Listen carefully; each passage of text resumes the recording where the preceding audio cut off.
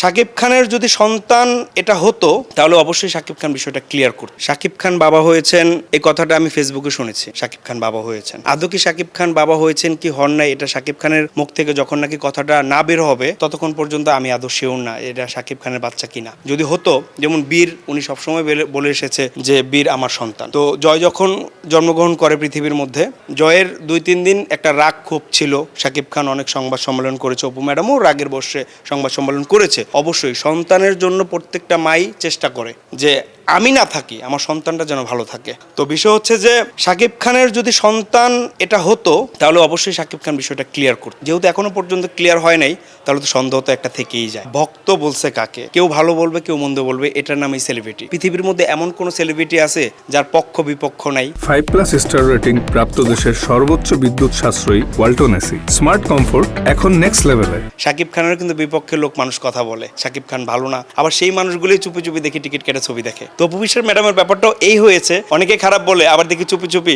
ওর গানই মোবাইলে চালায়, ওর ছবিই দেখে, আবার ওর বাসায় ওই গানগুলোই চলতেছে, আবার ওর বউর মধ্যে ওই গানগুলোই আপনার রিংটুং দিয়ে রাখছে। তো এগুলো বলে লাভ। তবে ম্যাডাম একটা কথাই বলে যে আমাকে নিয়ে কেউ যদি বাজে কিছু বলে, যদি ওর সংসার চলে, মাস শেষে 10,000 টাকা আসে, 20,000 টাকা ডলার আসে, তাহলে সমস্যা নাই, বলুক না। আমার ধারায় তো কেউ উপকার পাচ্ছে। এটা হচ্ছে ম্যাডামের, যারা ম্যাডামকে নিয়ে খারাপ বলে তাদের জন্য ম্যাডামের সবসময় আশীর্বাদ ছিল, এখনো আছে।